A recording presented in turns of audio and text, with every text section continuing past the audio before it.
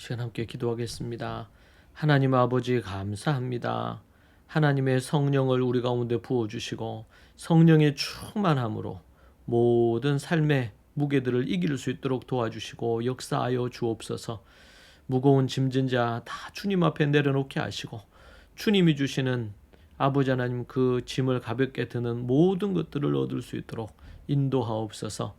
오늘 말씀 가운데 하나님께서 주시는 음성 듣게 하옵소서. 예수님 이름으로 기도합니다. 아멘. 우리 찬송가 492장 함께 찬양하시겠습니다. 찬송가 492장입니다.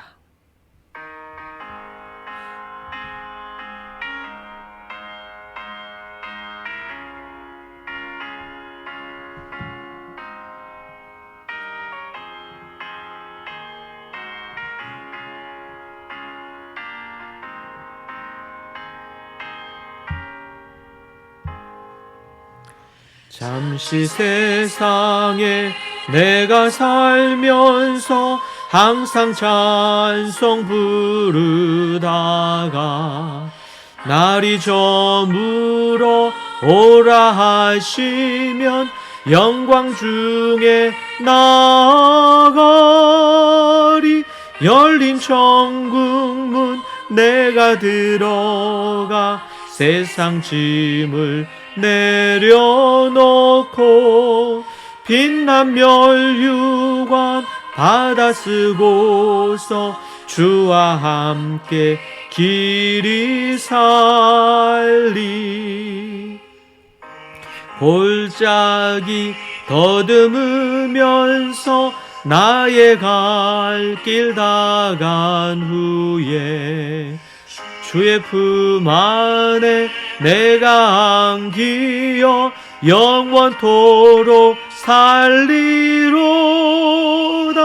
열린 천국문 내가 들어가 세상 짐을 내려놓고 빛난 멸류관 받아 쓰고서 주와 함께 길이 살리.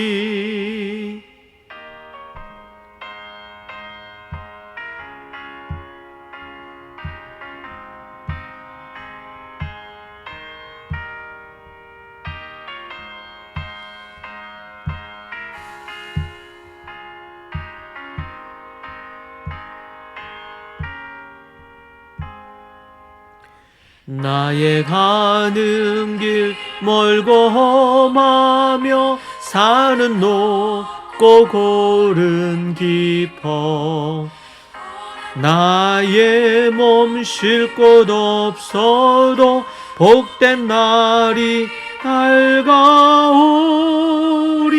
열린 천국문 내가 들어가 세상 짐을 내려놓고 빛난 멸류관 받아 쓰고서 주와 함께 길이 살리. 한숨 가시고 죽음 없는 날 사모하며 기다리니 그리던 주를 배울 때 넘치리라. 열린 천국문 내가 들어가 세상 짐을 내려놓고 빛난 멸류관 받아 쓰고서 주와 함께 길이 살리.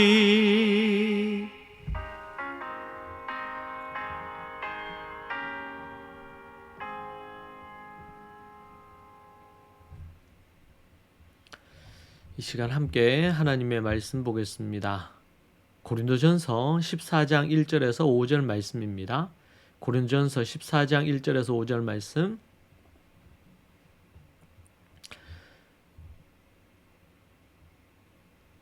사랑을 추구하며 신령한 것들을 사모하되 특별히 예언을 하려고 하라.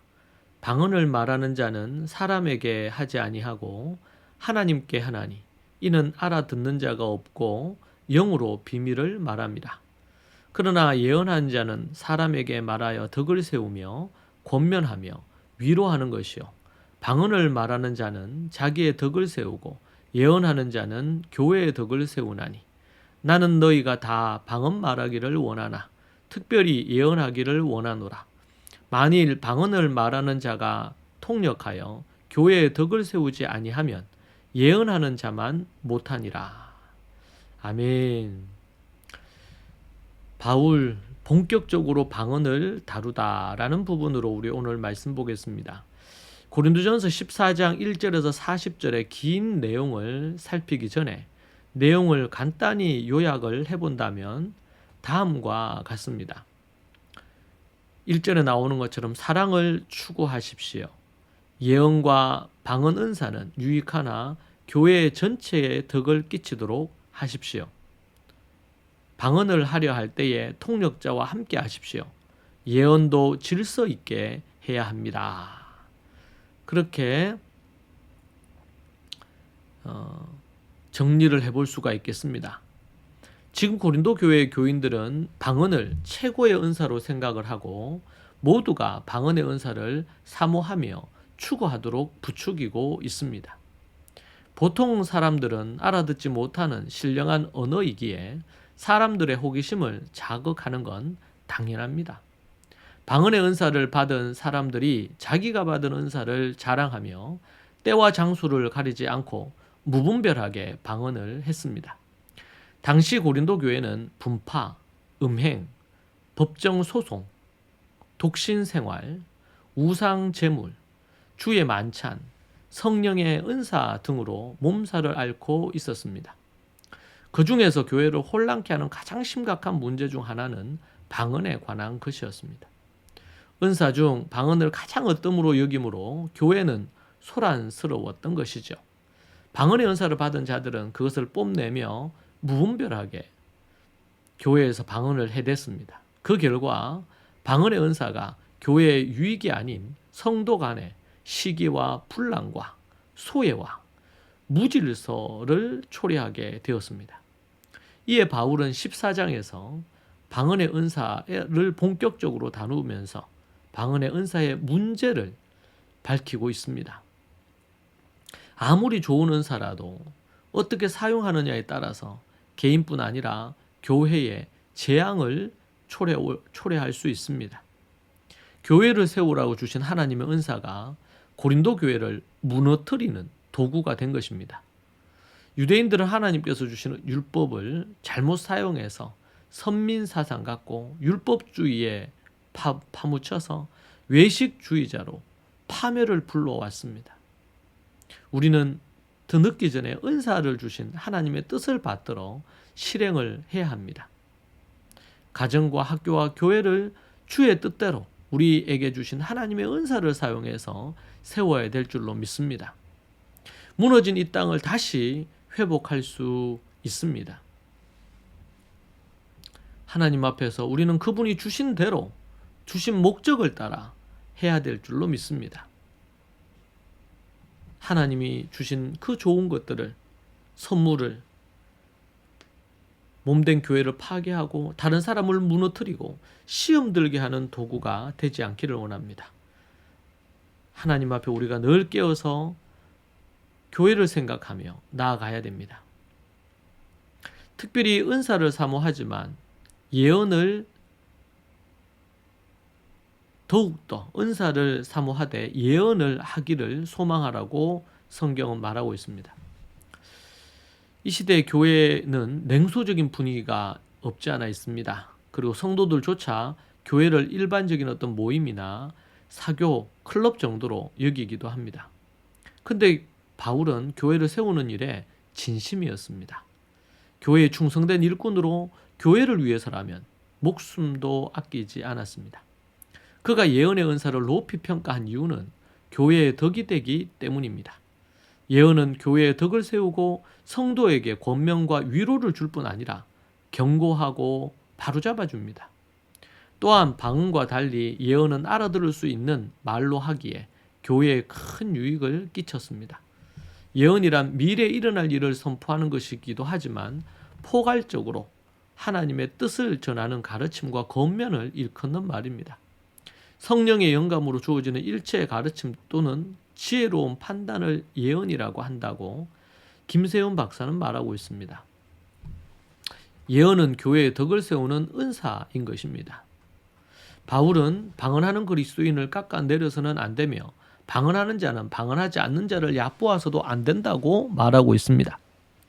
그리고 그 외에 방언에 대한 몇 가지 기준을 제시를 합니다. 첫째는 방언은 하나님께서 주시는 영적 은사라는 거고, 두 번째는 방언은 믿음의 필수 조건은 아니나 바랄 만한 은사라고 말합니다. 세 번째, 방언은 교회의 덕을 위해 예언보다 덜 중요하다고 명확히 말하고 있습니다. 우리가 싸울 적은 사탄이지 교회 내의 성도가 아님을 다시 밝히는 것입니다. 예언은 교회에 유익하지만 방언은 주로 방언하는 개인에게 유익합니다. 그러하기에 예언이 더 교회에 중하다고 말하는 것이죠. 고린도 교회에서 방언의 은사가 걱정거리였던 이유는 이 은사가 예배를 무질서하게 만들었기 때문입니다. 고린도 교회는 방언을 소중한 은사로 여기며 몸을 세우는 수단으로 여겨야 함에도 영적으로 탁월한지를 측정하는 도구로 여겼습니다.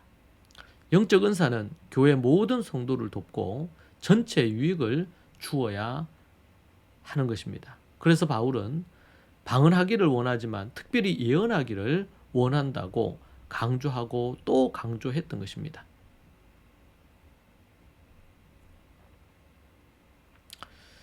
이 시간 함께 하나님 앞에 우리가 이 말씀 붙들고 기도하도록 그렇게 하겠습니다. 하나님 감사합니다. 우리가 날마다 하나님의 말씀을 쫓아 바로 알고 바로 믿는 믿음의 생활을 하기를 원합니다. 어떻게 하든지 더욱더 교회와 성도들을 온전케 세우는 일에 헌신하는 우리 믿음의 모든 사람들이 되게 하여 주옵소서. 몸된 교회가 하나님이 주신 은사를 잘 활용하여 질서 있게 사용하고 주장하지 아니하므로 하나님의 온전한 뜻을 이루기를 원합니다. 주님 도와주시고 인도하여 주옵소서. 예수님 이름으로 기도합니다. 아멘. 이 시간 함께 같이 기도하겠습니다. 이 말씀 붙들고 하나님 앞에 기도하십시다. 그리고 또 오늘 하루를 위하여 개인의 기도의 제목과 교회를 위하여 성도들을 위하여 하나님의 나라를 위하여 우리가 함께 기도하겠습니다. 기도하십시다. 주여 주여 주여 하나님 아버지 주님 붙드시고 인도하옵소서. 우리에게 날마다 새 영을 부어주시고 성령의 충만함을 허락하여 주옵소서. 악한 마귀 사단이 떠나가게 하시고 교회를 분열하고 깨트리려고 하는 모든 어둠의 것들이 다 떠나가게 주님 도와주시고 인도하여 주옵소서. 예수 이름의 능력과 보혈의 능력으로 악한 마귀 사단은 떠나갈지어다. 주님 도와주시고 인도하여 주옵소서.